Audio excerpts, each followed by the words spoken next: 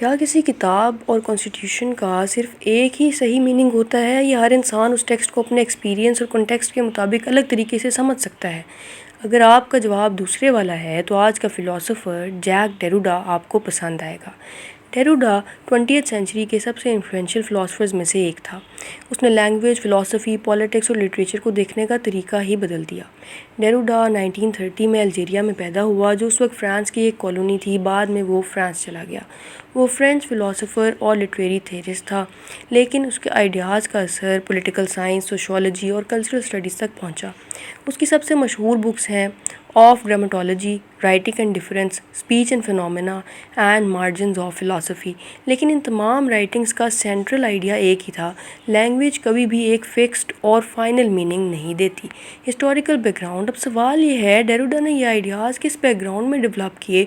20th century के Europe में 2 world wars के बाद फिलोसोफर्स ट्रेडिशनल आइडियाज़ को चैलेंज कर रहे थे।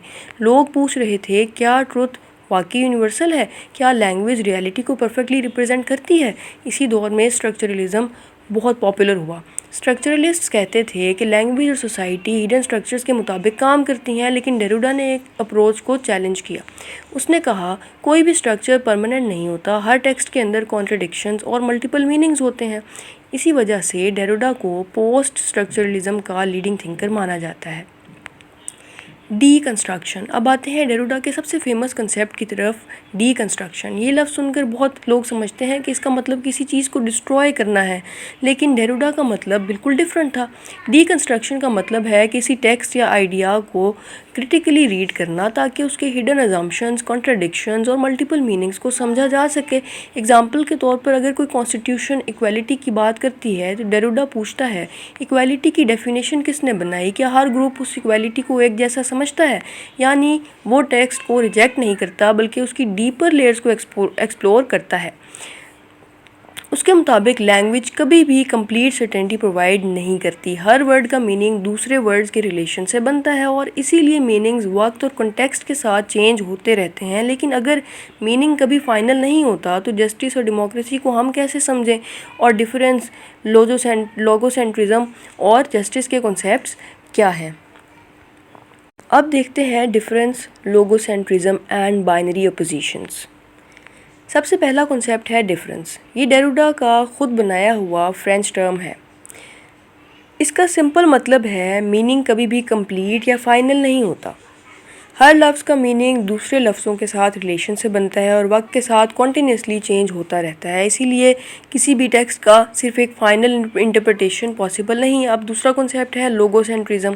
ट्रेडिशनल वेस्टर्न फिलोसफर्स का मानना था कि हर चीज़ का एक एब्सोल्यूट ट्रूथ होता है। डेरिडा ने इस सोच को चैलेंज किया। उसने कहा, हम अक्सर एक सेंट्रल ट्रूथ अज्यूम कर लेते हैं, जबकि रियलिटी उसके कहीं ज़्यादा कॉम्प्लेक्स होती है। इसी तरह डेरिडा ने बाइनरी अपोजिशंस को भी क्रिटिसाइज़ किया, जैसे स्पीच और राइटिंग, रीजन और इमोशन, सिविलाइज्ड और uncivilized, male and female, west and east. Traditional philosophy इनमें से एक साइड को सुपीरियर समझती है, लेकिन डेरिडा कहता है ये डिवीजन्स नेचुरल नहीं बल्कि सोसाइटी और लैंग्वेज ने क्रिएट की हैं, और डिकंस्ट्रक्शन का काम इन हिडन हायरार्कीज़ को एक्सपोज करना है। Democracy, justice and ethics. अब सवाल ये है, अगर मीनिंग्स फिक्स नहीं तो जस्टिस और डेमोक्रेसी का क्या होगा? यहीं डेरिडा की पॉलिटिकल फिलॉसफी इंटरेस्टिंग बन जाती है। उसके मुताबिक जस्टिस और लॉ दोनों एक चीज़ नहीं है। लॉ गवर्नमेंट्स बनाती हैं, लेकिन जस्टिस एक हायर मॉरल आइडिया है जो कभी भी कम्प्लीटली अचीव नहीं किया जा सकता।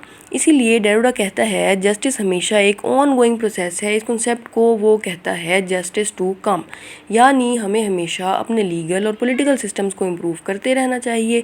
इसी तरह डेरिडा ने डेमोक्रेसी टू कम का आइडिया भी दिया। उसके नज़दीक डेमोक्रेसी कोई फिनिश्ड प्रोजेक्ट नहीं बल्कि एक कॉन्टिन्यूस जर्नी है। हर जनरेशन को डेमोक्रेसी को और इंक्लूसिव और ज़्यादा फेयर बनाना होता है, यानी डेमोक्रेसी कभी कंप्लीट नहीं होती, वो हमेशा इवॉल्व करती रहती है।